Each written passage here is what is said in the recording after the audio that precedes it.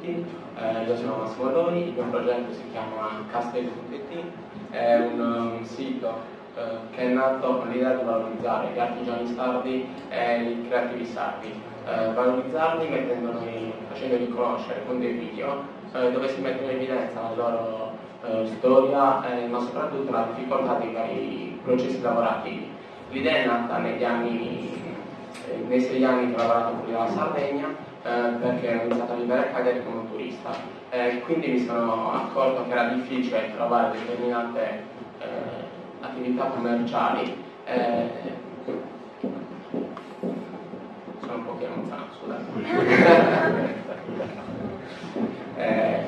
Quindi l'idea, quindi ho iniziato a cercare attività commerciali. Iniziando a conoscere gli artigiani mi sono accorto di una loro difficoltà, che è appunto quella della gestione dei siti internet. Molte volte viene visto quasi come un peso, una perdita di tempo da non dedicare al loro lavoro, ed è un peccato non mettere in evidenza queste tradizioni che rischiano di perdersi.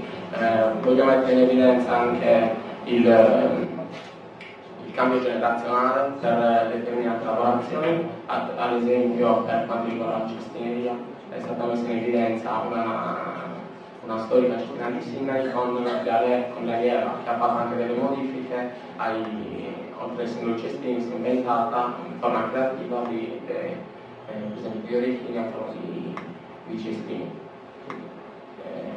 Poi tutto il filo di movimento come è andato?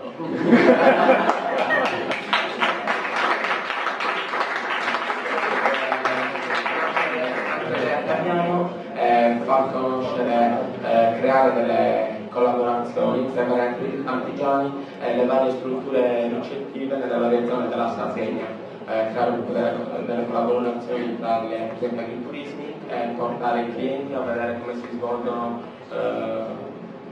le lavorazioni in modo da valorizzare. Ok, grazie.